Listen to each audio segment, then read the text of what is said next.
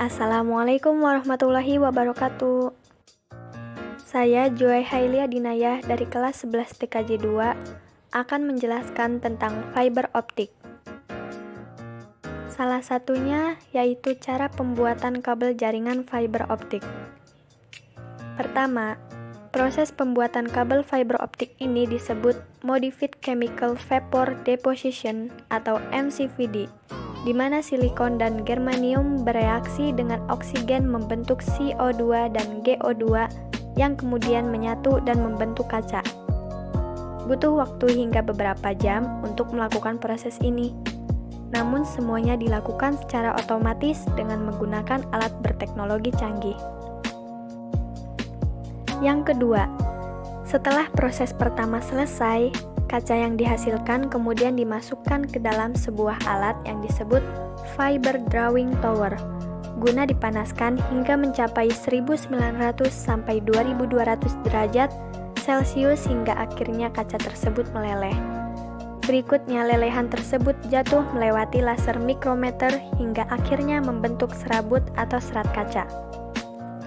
Dan ketiga, hal yang harus dipastikan dalam proses pembuatan kabel fiber optik ini adalah pengerjaannya harus dilakukan dengan bahan baku seperti kaca yang sedang dalam keadaan sangat panas, lalu diperlukan beberapa perhitungan ketat demi menjaga agar perbandingan relatif antara bermacam lapisan tidak berubah dalam proses penarikan.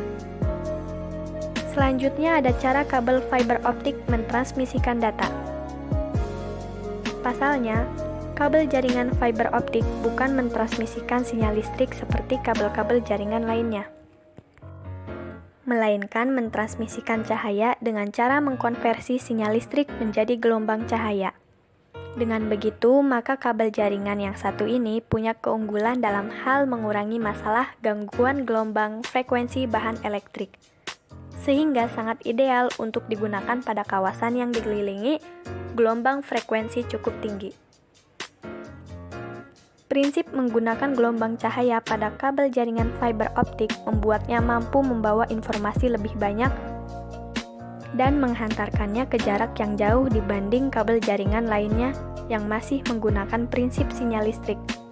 Hal ini dapat terjadi karena bahan baku yang digunakannya merupakan serat kaca murni yang dapat terus memancarkan cahaya tak peduli berapa panjang kabel yang ada.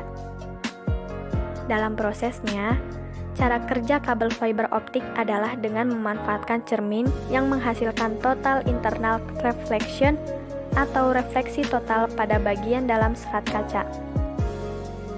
Kurang lebihnya mohon maaf. Demikian akhir presentasi saya. Semoga bermanfaat untuk kita semua. Terima kasih. Wassalamualaikum warahmatullahi wabarakatuh.